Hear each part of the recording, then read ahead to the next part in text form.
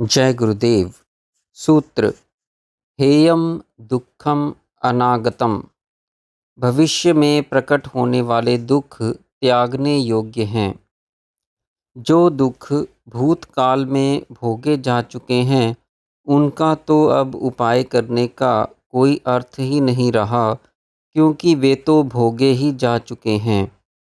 वर्तमान में भी जो दुख भोगे जा रहे हैं अब भी समाप्त हुए ही समझो, क्योंकि अगले ही क्षण वर्तमान काल भूत में विलीन हो जाने वाला है। इसलिए उसका भी उपाय करने की आवश्यकता नहीं है। हाँ, भविष्य में प्रकट होने वाले दुख जो अभी आए नहीं, अवश्य हेय अर्थात त्याज्य हैं। एक बात स्पष्ट है कि जगत में प्रत्येक जीव सुख चाहता है, क्योंकि उसके अंदर सुख स्वरूप आत्म तत्व प्रकाशित है। परंतु प्रत्येक व्यक्ति दुखी है। योग दर्शन इसी सुख प्राप्ति का शास्त्र है।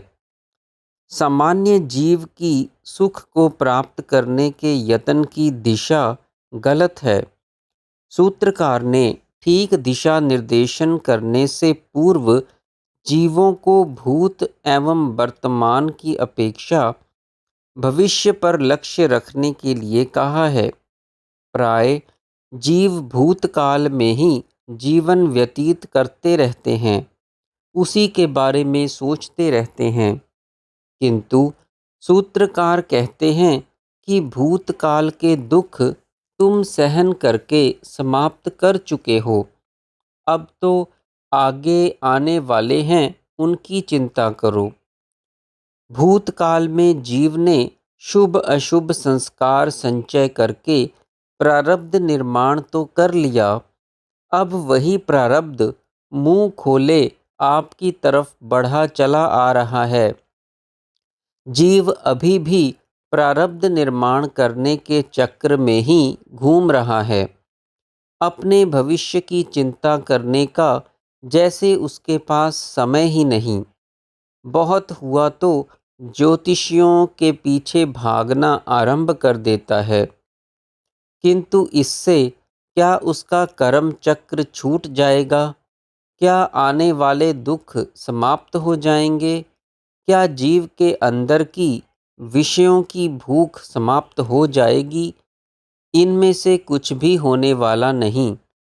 योग इन्हीं दुखों से बचने का उपाय सुझाने के लिए पहले दुखों से सचेत करता है।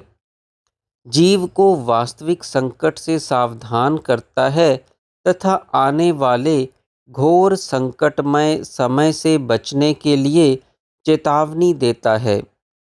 जीव प्रारब्ध भोग से धन संपत्ति, सुखी परिवार, सुख सुविधाएं प्राप्त कर भविष्य की ओर से उदासीन हो जाता है। वह समझता है कि उसका जीवन सदैव सुख में ही व्यतीत होता रहेगा, किंतु सुख के दिन आंख झपकते ही व्यतीत हो जाते हैं। प्रारब्ध के बदलते ही अपने भी पराये बन जाते हैं। जो धन सुख का कारण था वही दुख रूप हो जाता है। फिर रोने से क्या लाभ? दुख तो आने वाला था ही, सो आ गया। यदि पहले से ही उसकी कल्पना की होती, उसके वास्तविक कारण को समझकर उपाय का प्रयत्न किया होता, तो अब इस प्रकार रोने का अवसर प्राप्त नहीं होता। जय गुरुदेव।